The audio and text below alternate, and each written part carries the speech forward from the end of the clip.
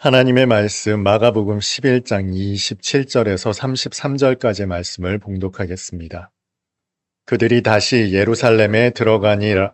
예수께서 성전에서 거니실 때 대제사장들과 서기관들과 장로들이 나와 이르되 무슨 권위로 이런 일을 하느냐? 누가 이런 일 할 권위를 주었느냐? 예수께서 이르시되 나도 한 말을 너희에게 물으리니 대답하라. 그리하면 나도 무슨 권위로 이런 일을 하는지 이르리라. 요한의 세례가 하늘로부터냐 사람으로부터냐 내게 대답하라. 그들이 서로 의논하여 이르되 만일 하늘로부터라 하면 어찌하여 그를 믿지 아니하였느냐 할 것이니 그러면 사람으로부터라 할까 하였으나 모든 사람이 요한을 참 선지자로 여김으로 그들이 백성을 두려워하는지라. 이에 예수께 대답하여 이르되 우리가 알지 못하노라 하니 예수께서 이르시되 나도 무슨 권위로 이런 일을 하는지 너희에게 이르지 아니하리라 하시니라. 아멘. 인생을 살다 보면 우리에게 참 많은 기회들이 주어졌던 것 같습니다. 그런데 이상하게도 그 기회는 지나고 나야 그것이 기회였구나 하는 생각이 들어요. 그 당시에는 그것이 기회였다는 사실을 깨닫지 못하고 지나옵니다. 깨달았다면 그렇게 보내지는 않았겠죠. 우리에게 얼마나 많은 사과할 기회가 있었고 고백할 기회가 있었고 성공할 기회가 있었습니까? 그런데 그 많은 기회들 떠나보내고 나니 벌써 여기까지 이르렀습니다. 우리는 오늘을 또 기회로 받았음에도 잘 깨닫지 못하잖아요. 그 아쉬웠던 기회 또다시 주어지면 그렇게 보내시겠습니까? 그리고 보면 오늘 나에게 주어지는 기회를 놓치지 말아야겠다 그런 생각이 듭니다. 오늘 이 시간이 여러분에게 다시 없을 기회라는 뜻입니다. 이 기회를 여러분은 어떻게 맞이하시겠습니까? 이것이 오늘 본문이 우리에게 주는 메시지예요. 본문은 예수님을 책잡으려는 대제사장들과 서기관들이 예수께 던진 질문으로 시작됩니다.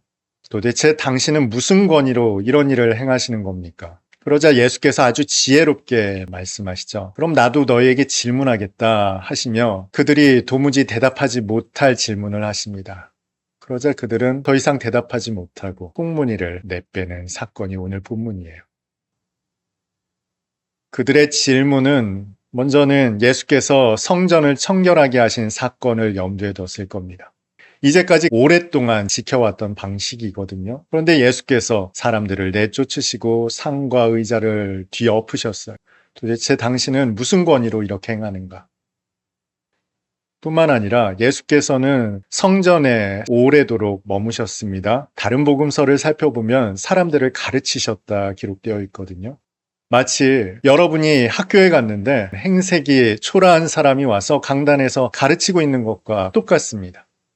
목수 출신의 갈릴리 사람이 와서 수많은 사람들을 가르치고 있으니 도대체 당신은 무슨 권위로, 무슨 학위로 가르치고 있는가 따져 묻고 싶었을 겁니다. 적어도 그들에게는 속해 있었어야 할 텐데 아무런 학위도 권위도 없이 사람들을 가르치고 있었거든요. 이래저래 그들은 화가 나 있었고 예수를 죽이고자 꾀하고 있었습니다. 그래서 질문했어요. 무슨 권위로 이런 일을 행하는가? 이때 예수께서 아주 지혜롭게 대처하시죠. 그럼 나도 너희에게 묻겠다. 요한의 세례가 하늘로부터 온 것이냐, 사람으로부터 온 것이냐? 그들이 궁리를 해보니 이것이 딱히 대답할 길이 없었습니다. 하늘로부터 왔다라고 대답하면 그러면 너희는 왜 믿지 않았느냐 물을 것이 분명하기 때문이죠. 사람으로부터라 하면 백성들은 세례 요한을 선지자라고 확신하고 있었거든요. 어떤 대답도 할 수 없었기 때문에 결국 그들은 모르겠다. 한 걸음 뒤로 물러섰어요. 너희도 대답하지 않으면 나도 대답하지 않겠다. 예수께서는 지혜롭게 대처하셨습니다. 그런데 과연 그들이 세례 요한도 예수님도 하늘에 속한 분이라는 것을 몰랐을까요? 당연히 알고 있었을 겁니다. 모를 수가 없죠. 얼마나 많은 증인들이 있습니까? 얼마나 많은 증언이 있습니까? 사람으로서는 그런 일을 행하실 수가 없죠. 단적으로 물고기 2마리와 떡 5개로 5,000명이 넘는 사람들이 먹었습니다. 그 많은 증인들 어떻게 하겠습니까? 죽었던 사람도 살아났고요. 중풍병자, 소경, 온갖 병자, 귀신 들린 사람들이 주님 앞에서 온전함을 받았어요. 이 많은 증인들, 증언들 어떻게 감당하겠습니까? 마가복음 11장 18절을 보면 예수님의 가르침에 대해 사람들은 깜짝 놀랐습니다. 그런 가르침을 베푸시는 주님을 백성들은 두려워했습니다. 하나님의 말씀이 선포되면 사람들 가운데 두려움이 엄습합니다. 하나님의 권위의 말씀이기 때문에 그래요. 백성들도 느낄 만한 그 두려움, 바리새인들, 서기관들이, 대제사장들이 몰랐겠습니까? 그들도 충분히 알았을 겁니다. 그들은 예수님의 가르침이 하나님께 속한 것임을 인정하지 않을 수 없었을 거예요.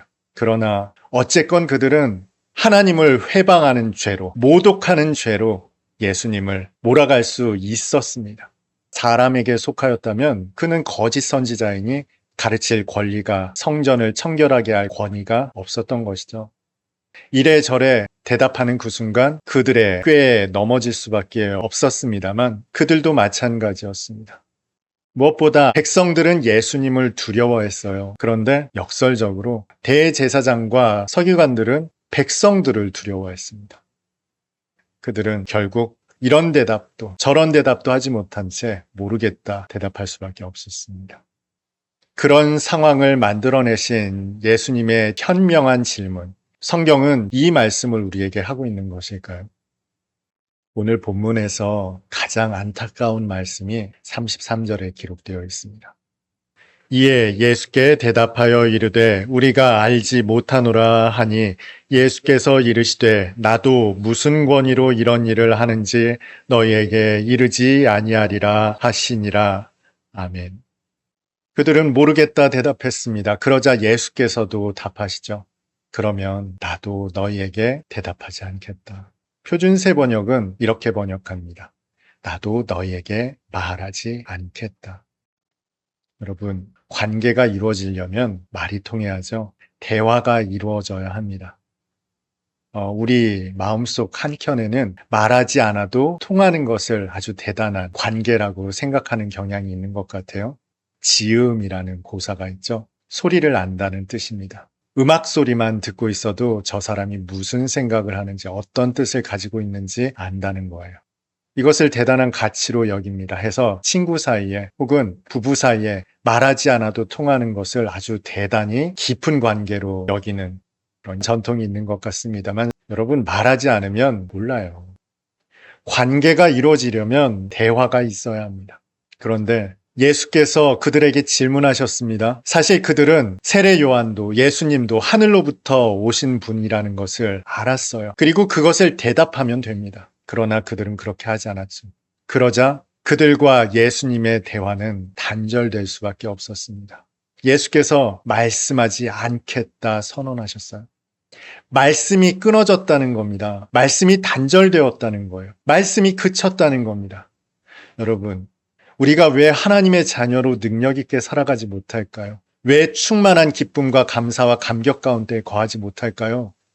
여러분 혹시 매일같이 새로운 주님의 말씀을 듣고 사십니까? 성경을 열면, 눈을 감으면, 길을 걸으면 하나님의 말씀이 여러분 가운데 선명하게 들려옵니까? 마음으로, 생각으로, 직면하는 수많은 상황 속에서 하나님을 듣습니까? 드라마를 볼 때, 음악을 들을 때, 눈앞에서 벌어지는 수많은 사건 속에서 하나님을 듣고 사십니까? 성령 충만한 사람들의 특징이죠. 한 걸음 내디딜 때마다 주님을 듣습니다. 아시잖아요. 길거리에 전봇대만 봐도 주님의 십자가가 보이지 않습니까? 그 사랑이 들리지 않습니까? 새들이 지저귀는 소리만 들어도 주님을 찬미하는 소리로 들리지 않습니까?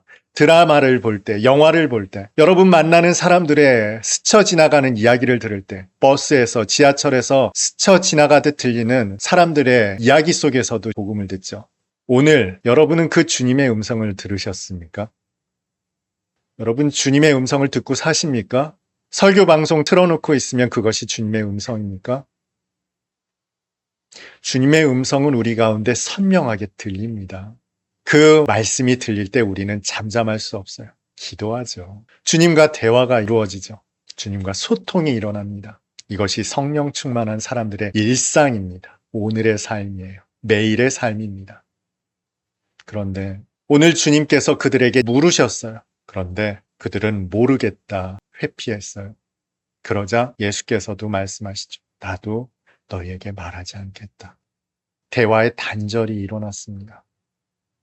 사실 오늘 본문은 그들에게 주어진 기회였어요. 그들은 알았습니다. 세례 요한의 세례가 하늘로부터 온 것임을 알았어요. 이제라도 고백할 수 있었습니다. 두려워하는 백성들 앞에서 고백할 수 있었다고요. 세례 요한의 세례는 하늘로부터 온 것입니다. 했다면 예수께서도 그들에게 말씀하셨을 겁니다. 이 모든 권위가 하늘로부터 주어진 것이다. 나는 아버지께서 보낸 사람이다. 그들에게는 지금 기회가 주어지고 있었어요. 하나님과 화목할 기회, 예수님과 화목할 기회가 주어졌다고요. 그런데 그 기회를 그들은 발로 걷어찼습니다. 모르겠다는 이 한마디 말로 회피했어요. 그 결과 그들은 예수님과 화목할 기회를 놓치고 말았습니다. 주님과 화목하게 사십니까? 하나님의 사람들은 자신이 하나님과 화목한지 화목하지 않은지를 알 수 있어요. 누가 굳이 설명하지 않아도 직관적으로 화목한지 화목하지 않은지를 압니다. 화목한 여러분들이라면 오늘 말씀이 크게 와닿지 않을지 모르겠습니다. 그러나 화목하지 못한 여러분들이라면 오늘 말씀은 또다시 여러분에게 주어진 기회입니다. 하나님께서 여러분에게 질문하시는 거예요.